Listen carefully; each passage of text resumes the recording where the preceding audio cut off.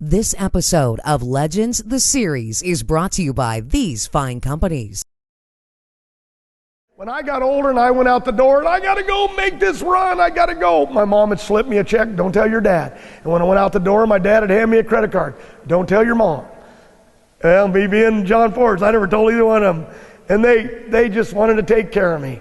They wanted me to chase my dad. You'll never be Don Perdome. You're just a joke. You get out there and get a job. And, you've got a kid now. What is your dream? And it's like, I got to do it. And you think you're going to be a McEwen. You think you're going to be Jungle Jim. You ain't ever going to be. And he programmed me so much, I'm still chasing him to this day.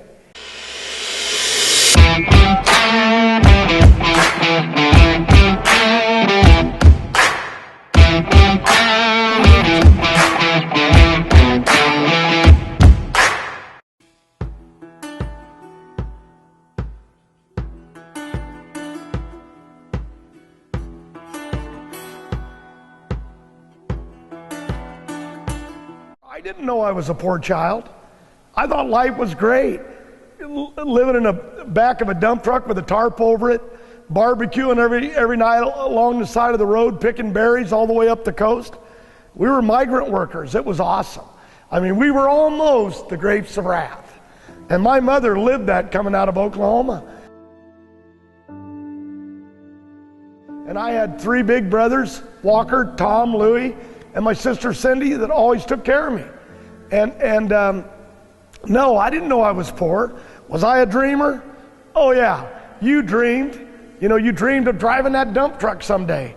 You dreamed of running a 1,000 acres of strawberries and doing, I always wanted to lead, but no, I have no complaints. It was the greatest time of my life for that age period, even with polio. My brother Louie, he could outrun anybody in the family.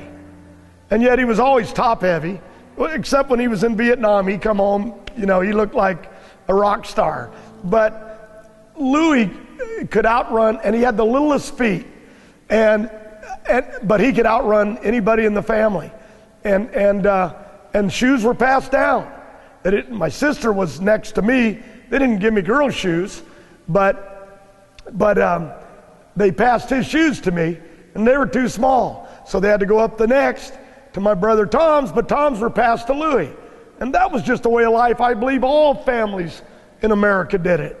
Well, not all families, but the ones that their daddies were truck drivers and their mamas were cooks at Denny's or Foster Freeds. That was the way of life. Still, you're not going to get a complaint out of me, Bobby. But no, passing stuff down was just, clothing was passed down. And I used to find, when I got older, I would find girls' phone numbers in my pocket. There are pictures upstairs with me. With my brother Louie, we look like Jacob and Noah, and Louie built me this log pond. And it's so awesome. He built my race cars. He did everything. My brother Walker educated me on how to play ball and how to stay in school. My brother Tom, he taught me how to fight. Tom was a fighter. And all of my sister taught me, how to just be organized and do stuff. They all taught me something like mom and dad. But you know what? Louie built them log ponds when I was little, and I can hold up pictures for you, and I will in a while. There's pictures of me and Louie, Jacob and Noah's age, with that same log truck. It's a different log truck, but identical. But it's not the same truck. I lost it when I was young, and Louie found it years later. But I want to tell you this, okay? Louie over Pomona, and the 2 weeks after Pomona at the last race, Louie built a log pond for Jacob and Noah. He was out there in the dirt doing it, and he's 7 years older than me, 10 years older than me. It was awesome. And there's the pictures of Jacob and Noah and Louie with that log truck, and there's pictures of me and Louie with that log truck. He did it again to the third generation. Is that something? That's the kind of guy Louie is.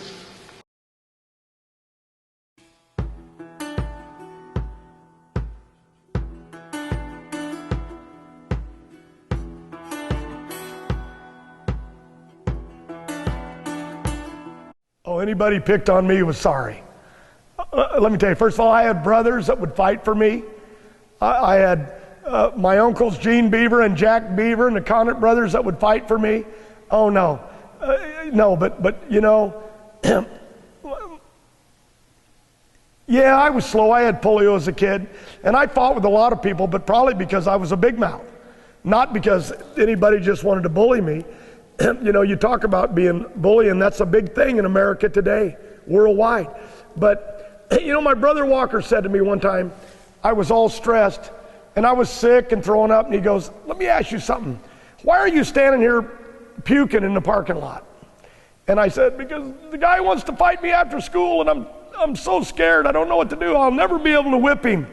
And my brother said, well, so you go all day in school, sick at your stomach, you can't study, people see you throwing up in the bathrooms, and then by the time you get to the end of the day, you're so mentally drained, you know what I mean? It's like worrying about you're going to have to run the shootout, the tracks of shootout this week, and all week, and you get where you're drained. When you get there, you can't function. And I learned all that over the years, and I never really had a problem with pressure, and just like in a football game. But my brother said, the next time somebody comes up to you in class or in the hall and says, we want to beat you up after school, he said, what happens? I said, I immediately get sick. And then and my brother said, well, then fight right there. Don't wait till after school. And I did. Next day, Victor Zarate, I'll never forget it, said, I'm whipping your ass out after school. I said, this is about the third time we've been through this. And right there in the hallway, we started duking it out. And I threw up all over him. And you know what? He said, I quit. He couldn't believe I threw up on him. I was so scared, but that was it. He never, ever approached me again, ever. And I learned that, you know? Like, they mess with you now, let's fight right now and get it over with. You don't have to wait till after school and be sick. And that's how I live my life. Somebody wants to come up to me and tell me they don't like something, well, let's get it on right now. And I got beat up a lot, but I puked on a lot of guys. So you won your first fight by puking on the guy? Well, I guess you could say that. No, he still beat me up. He just, once I threw up, he didn't want to fight no more.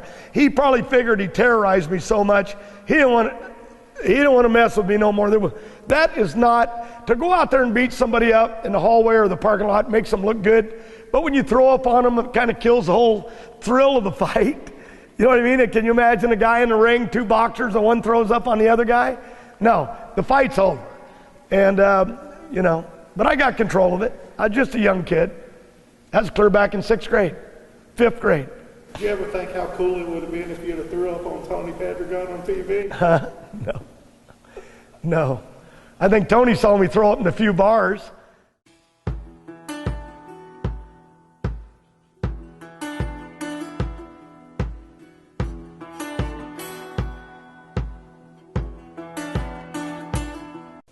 Being an athlete, I had the key qualities, what it takes, but I was missing a few.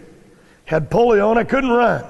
Well, as an athlete, when you say to any coach, I can't run because my leg was gimpy, and later in years in school, I worked the weights. I would work the one leg just to have it catch up with the other leg. I didn't want to make it any stronger. But you got to go back. The one thing, anytime I do anything, that's why I won't golf. That's why I won't fish, because anything that I do, I want to be the best at. And so I know that if I gave my time to golf, like Kenny Bernstein told me, it takes all your time. I don't have no spare time. I don't know where he got the spare time. He run IndyCar, NASCAR, and drag racing teams. And there was no way I could go down that road. But when I was younger, I knew I had an attitude that if I was going to play sports, I was going to be good at it. I originally wanted to run track. And I wasn't fast. I wasn't good at running the hurdles. If you knew how many hurdles I went over in and beat myself up with, you know, basically, it was just a way of life. But what I'm saying is, I had an energy level even as a kid. That's why I never smoked. I never did drugs. I was too hyper. I was a hyper kid. I might even been AD deficit, or whatever they call that. But I was always really hyper. But for me, it was about being aggressive. So when I tried to play flag football in grade school and junior high, I couldn't catch anybody to get a flag.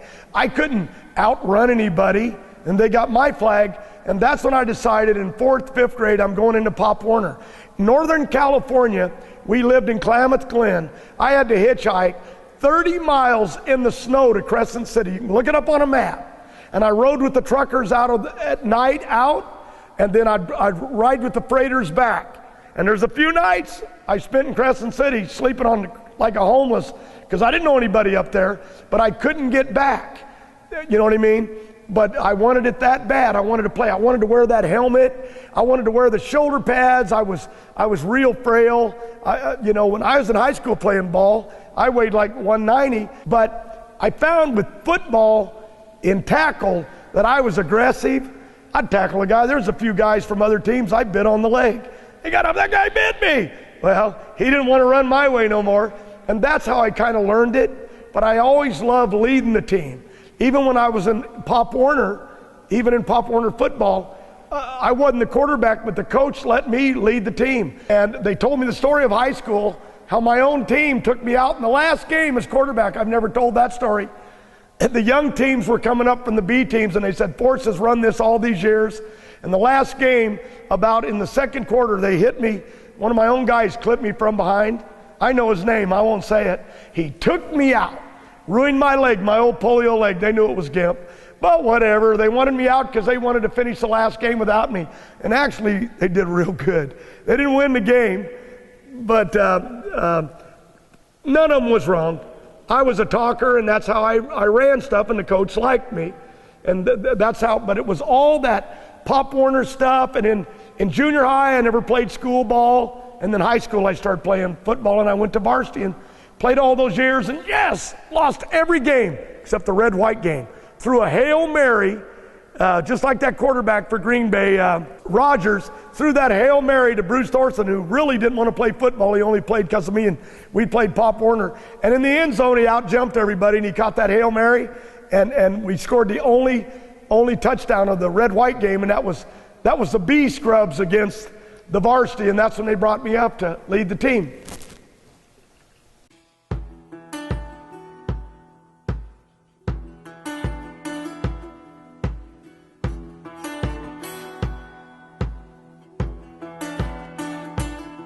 My dad was tough. He'd stand you up. You've been bad, John. What do you want?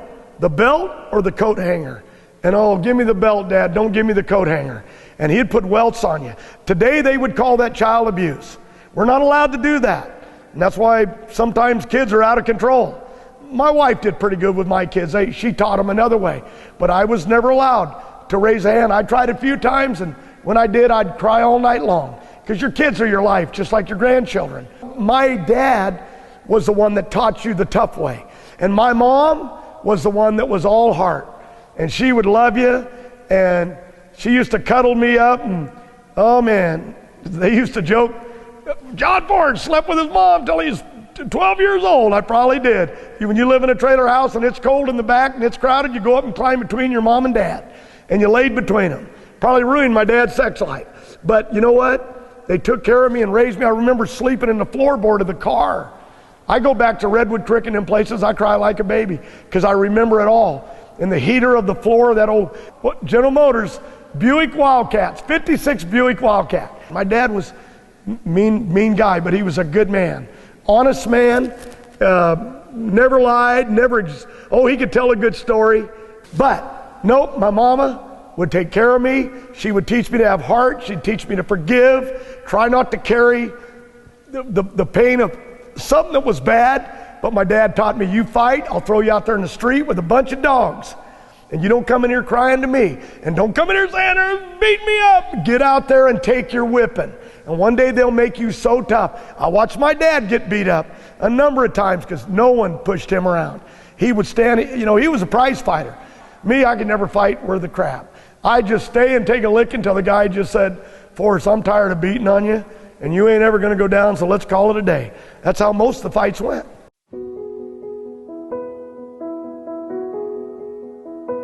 My dad told me, you're the dumbest kid I got. We finally go get you a car that'll run. First car I ever bought off a car lot. I came home with mag wheels on it, and I remember my dad going, the front and rear wheels, the rims were bent. Somebody took your perfectly good tires, your perfectly good rims, and gave you junk. And I'm a racer now. And my dad goes, the kid comes down the street with the old wheels vibrating. He said, jacked up the front end and the rear end with big slicks, and the shocks didn't work, and the car's a beater. Like only my kid, my dumb kid, could ruin a perfectly good car. And even when I was winning championships, he was proud of me. And you know, my dad, on the morning that I won the Big Bud Shootout, that was like my big first money deal, $50,000 to win the Bud Shootout. That was 30 years ago. My dad got on his motorcycle, never ever wanted credit, never wanted to know what his kid did, didn't care, followed me. After he was dead, I got all the scrapbooks. I went through them. I said, my letter from Australia he had, but always acted like I don't care, I don't want to hear about it. And yet he was going to get a newspaper to read that I had won, and the guy told me he was ahead of me on this motorcycle, and I blew the horn, and he said he pulled over and he just went right over the bank on the freeway over on the 605.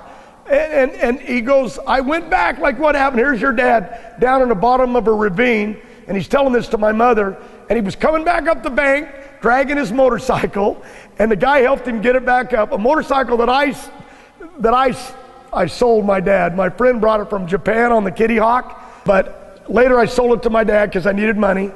It was a 450 Honda Scrambler, it was just amazing. And he went over the bank on it, and he goes, I got to go. And the guy goes, no, we got to get you an ambulance. Said he was all bleeding and stuff. No, and he always wore a helmet. He said, I got to go get this newspaper. My kid won Indy. I was going to ask you, did it hurt your feelings that he was your secret admirer and would never tell you? Never knew it till I got here. And I went through all the stuff. He left me this box from the military, a steel box. He gave me his driver's license, love letters to Mom, everything he ever had that was religious, and then these books all about me. And I never thought he ever cared. And let's move on. You're touching me here. Okay. Best man I ever knew. He'd die for his kid. And I'll die for mine.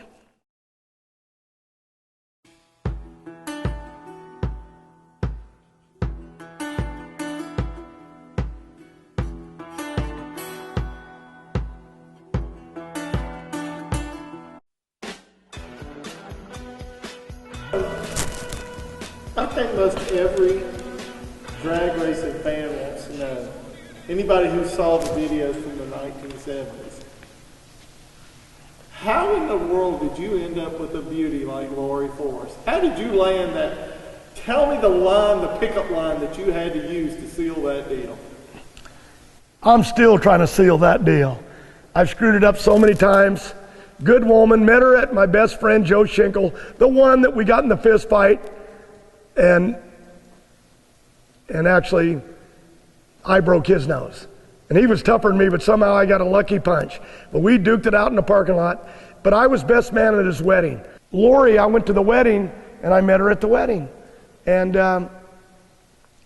later I went pulled up to her house and said, I want to take you for a motorcycle ride. And she goes, well, I never been on a motorcycle, so she couldn't do that. But I always remember her house, but I looked at her house compared to my trailer house, and I thought, there's a big house, got 2 Fords in the driveway, got matching German Shepherds, and a swimming pool. That is the America vision. And I told her, we will have all of that someday. What we got is a house just like that, got matching Chevrolets in the driveway, and instead of 2 German Shepherds, I got 2 Persian cats that I can't breathe. But somehow, I think she fell in love with my bullshit. Because I remember at the first time I went to first time that I went out and took my cousin Bobby Bashaw, 6'3", barroom brawler, young kid, same age as me, we grew up in school. And Bobby, I said, you gotta meet Lori's sister, she's just beautiful, and I was just dating Lori. Well, the family's going to a pizza place. And of course, for Christmas, I bought her a big screen TV, and my dad's this big, a little one. And her dad said, what kind of man would buy you a TV? Where are you going to put it? Like, you didn't buy women TVs back in 1960, 1970 or 60. You didn't do that kind of shit. Oh, I wanted to impress her, saved all my money. But I remember we're all going to go down to pizza with her family. So my cousin Bobby and I went, and he met his sister Linda, and they were friends, and it was really going good at this party with her dad. Her mother had passed away at that time. We're down at this pizza place, and we're having pizza, and some guy made some comment. So we're there, and this guy's saying something, and my cousin said, what is this guy, an idiot? Told the guy, shut up, sit down, or I'm going to smack you.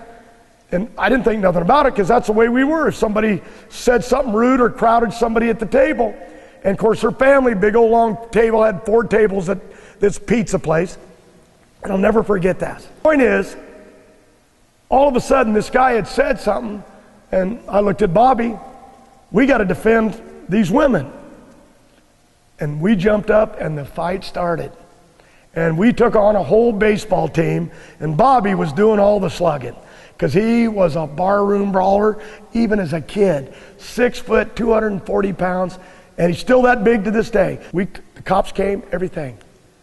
And Lori's like, what did you do? We defended our ladies. And she goes, you can't do that in front of my dad. And they're very Catholic, and they're looking like, are these guys nuts? You know what I mean? Are you nuts? You don't come into a restaurant because some guy says something and you start. That's how you did it in Bell Gardens where I grew up. You stood up for your lady, and I've been beat up a lot of times for standing up. But I tell you, she didn't talk to me for 2 months. Like, you're nuts. And I can't be around that. That was our family. That's who we are. And she goes, oh my God, you're all nuts? And I said, no, but we love you, and we'll take care of you forever. And that is how I met her in the beginning. So how many times did she turn you down before she finally said yes? I don't think. We dated for a long time. She wouldn't help me during the summer with my race car, and she started backing the car up. Oh, she was beautiful. You know what I mean? You know, I couldn't get her to live with me. You know what I mean? Nope, she'd go back to her apartment, and then she'd go on those road trips. You know what I mean? And but it was starting to happen. We were becoming a team. And she must have fell in love somewhere along the way. And she kind of, if I remember right, I think she proposed to me. I think she turned me down, I don't know how many number of times. Nobody's going to believe that. But I think that she finally said, you know, you want to get married? Now it's time.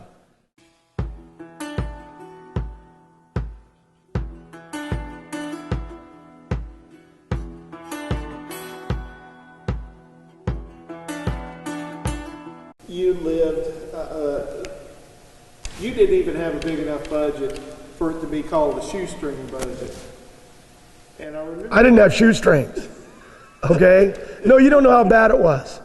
So you become a big-time funny car driver, or so that was the image you gave off, a big-time funny car driver. But it was all a scam. The truth of the matter was you were taking all the small sponsorships and making them look like huge corporate deals. How tough was it living that facade? When I got the Wendy's deal, it was just a regional deal. And I went with Wendy's because of Perdome was with Pepsi, and how the story went was Perdome was supposed to have done a display and couldn't get to it. So they said, can Ford's come? And I was with Mountain Dew, which is Pepsi. So Tom Toller put a Wendy's sign on the back of the car, and I didn't even have a Wendy's deal, but that was the first time I ever went to Gainesville. And Pluger was running the car, and we trucked down there. And later I went to Mountain Dew Bigger, and then Wiener Schnitzel, and then Stop and Go Markets. I mean, I'd been with them all. But it was along the road that when I went over to Coke, I put a great big Coca-Cola sign on it, and they didn't give me a penny for a whole year. But they did business with Wendy's. But because of Coke on the car, other people would come and say, we need to be on that car and we'll give you this kind of money. Because we know with Coke we're going to get all this exposure. And Coke they knew they were with me with Wendy's, but they didn't pay nothing. And it started growing, it started going crazy. Louie told us the most interesting story, that you actually got the Mountain Dew deal because they were afraid you guys were going to sue them because Louie fell down the stairs at the place. At Mountain Dew? Yeah. He fell down the stairs, and I fell down the stairs at Sacramento and fell on a cactus. You know, there's so many stories. Louie was with me with the early days when I met Tom Toller, and he put a little Mountain Dew on the back of my car. Then Perdome had Pepsi. Then he became the Pepsi challenger, and he did Wendy's. He did all of that. But no, I don't want to get into lawsuit stuff. So God bless you, Louie. If Louie said it, it's the truth, but he embellishes. Statute of limitations is run out. The story that Louie tells us is that you guys were trying to pitch to the Mountain Dew guy, and something happened. He accidentally bumped Louie, and Louie fell down the stairs. Got hurt on a staircase, yeah. It wasn't serious. The truth is Louie milked it. He didn't break no leg. I've heard them stories that they had surgery and took him in that night. Okay, Louie's like me, never lies, but he tells a good story. But he did hurt himself. But nobody shoved anybody on purpose. You know what I mean? Yeah, but see, he used that to get you a Mountain Dew. Didn't hurt. Didn't hurt.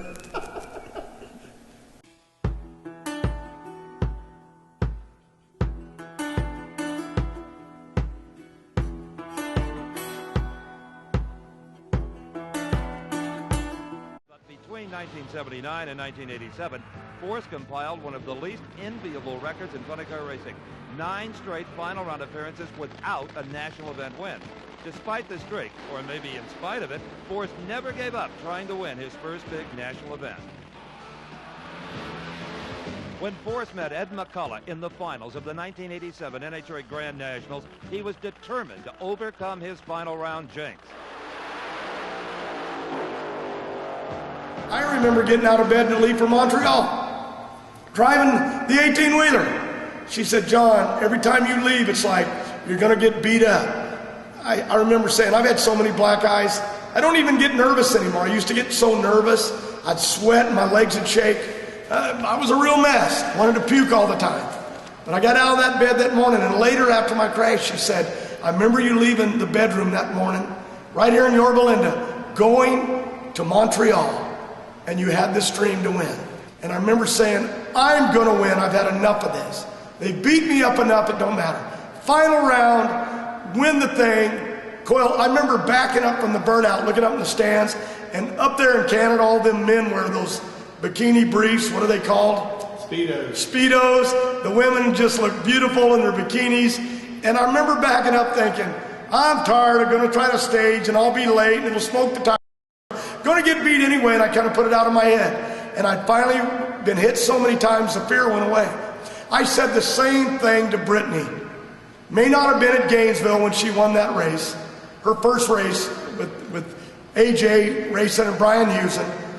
But I always told her, one day the pain will go away and you'll be your best, because fear will go away, and you got to conquer that. You have to conquer fear. And it's the old flight or fight. You got to have the adrenaline, but you got to conquer that fear to face your enemy, even if you got to puke on him. And I took on Ed McCullough, and Coyle said, you drove great right up till the final, and that's where you choked. Now go have some fun. We'll go get drunk. We're going to lose anyway. And we won. I jumped out at the other end. There's no Steve Evans, nothing in Canada. I didn't ever see the video till 10 years later. Some drunken Canadian sent it to me and said, for John Force, here's the race. I've got it upstairs. I don't think anybody's ever seen it. And it was just awesome. You know what I mean? And I remember that night in the restaurant, we won a national event. This can't be. It was like, oh, I don't want this night to end. But I remember sitting at a table, and someone walked over and said, the waiter, here's a bottle of champagne for your first win. She remembers her first. And I said, who would send me champagne? He goes, Miss Shirley Muldowney. And man, I was crying at the table. Shirley Muldowney sent me Shirley Muldowney sent us a bottle of champagne. Oh my God, she's God. Her and Gartless and Perdome, you know what I mean? Like Perdome, you looked at me, you're still a bum. You won a national event, big deal. And that's how it started. So the evolution there went on to win more races. I won in Ohio. Same night, Lori's in the hospital having a baby. I couldn't even get to the winner's deal, the cops took me and ran me out, and somebody put me in a helicopter and took me to the airport so I could make the plane to get home. And that's how crazy. And then the first championship, I can't even remember the first championship, but I remember I had it locked up before I got to Pomona. And yeah, there's no feeling like it. There's no feeling will ever match the first one. Maybe 10 straight, and I didn't even know I was going for 10. Nobody wanted to tell me because they knew it'd screw me up. And then when I won it, they said, you've won more than the Yankees. And I probably knew I had a chance about it, but I kind of forgot about it. Because I don't want to know today who I raced till I get to the start line.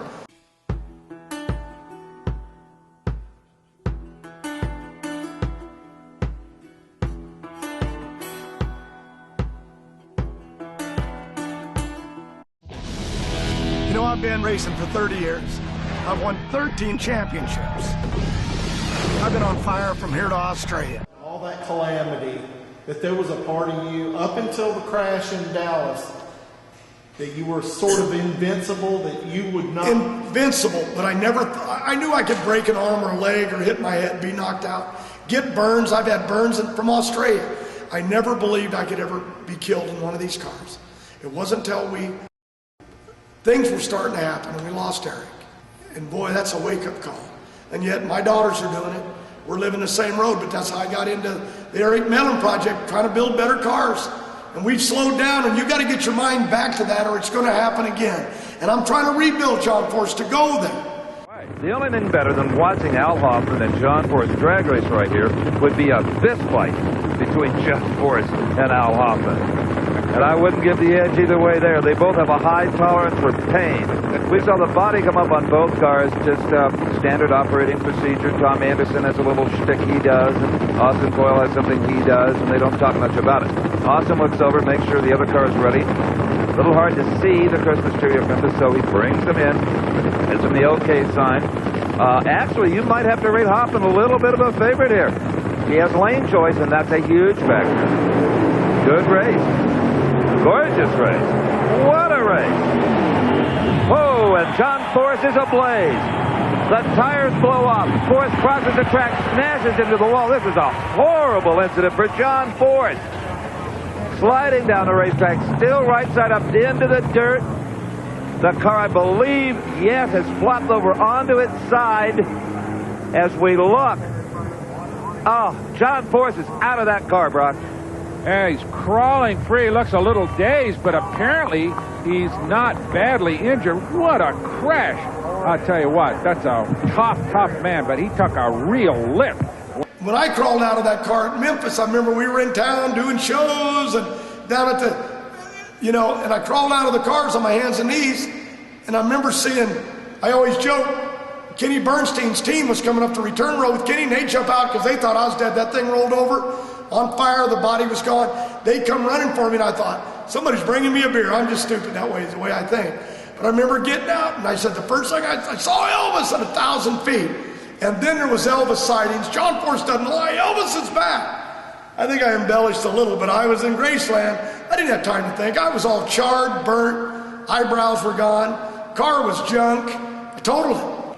When you had your Dallas crash, Well, that was the worst. did you think you were going to die? Nope, never believed I could die. Wouldn't accept it. They loaded me. I remember hearing Ashley yelling my name. I hearing Austin Coyle telling me he loves me. That's part of the reason Coyle walked away. He said, you're just going to stay until you die in that race car. And he told me, I don't want to be a part of it. And there was a lot of issues. No, I remember him putting me into a helicopter. And that scared me. And I remember looking over, because I didn't realize how bad I was broke up. There was something white I kept seeing, and I couldn't figure out what it was. It was a bone in my knee and a bone in my wrist that stuck out of my skin. And I kept saying, is that a Band-Aid? Why is it so high? But I remember seeing my toes, and I always thought if you see your toes, okay, if you count your toes, that means you ain't lost none. But I was so in shock. But I got through it. But that is when I laid in there, I never accepted. People were telling me, look, John, we know what you want, but you need to get well. And then after a while, they said, you're going to walk. We knew that. You're going to be okay. You're not going to drive, son. You need to know this. You're done. You'd be lucky. If you were 30 years old, I'd say you can drive it. A guy says, you're 50-something, 51 or 52. You're done here. Maybe that's 55. You're going to lose memory in your ankles. Yeah, young bull riders, they recover. And I said, nobody tells me that. And my wife said, nobody tells you you can't do something.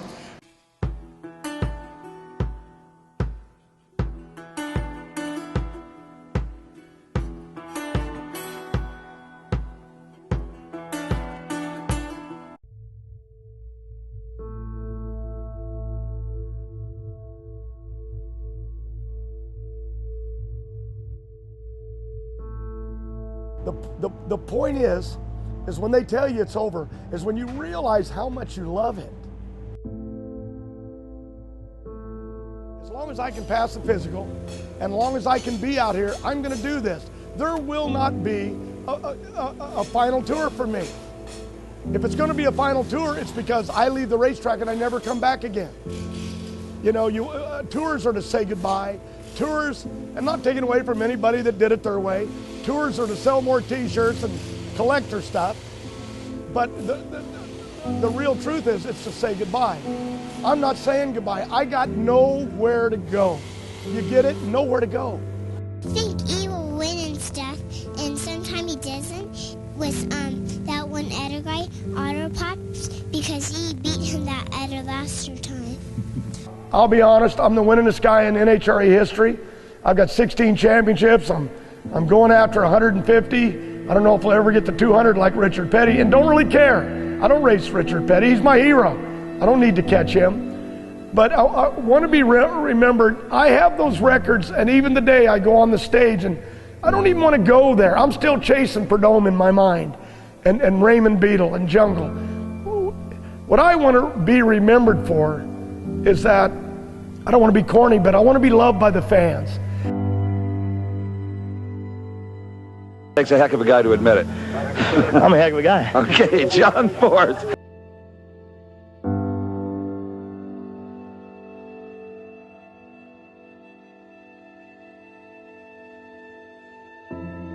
But I want to be liked by the other racers, not because of championships, that I raced fair and square, and that I was always respectful when I beat them, and I was always respectful when they beat me and the other crew chiefs. And the truth in the end, I hate it when somebody's mad at me. I hate it. And I go and try to fix it. And you can't fix the world. The internet's half here love you, half don't. And I can live with that. But if I've done something wrong, I want to fix it. And in the end, I just want to be liked by everybody. Who doesn't?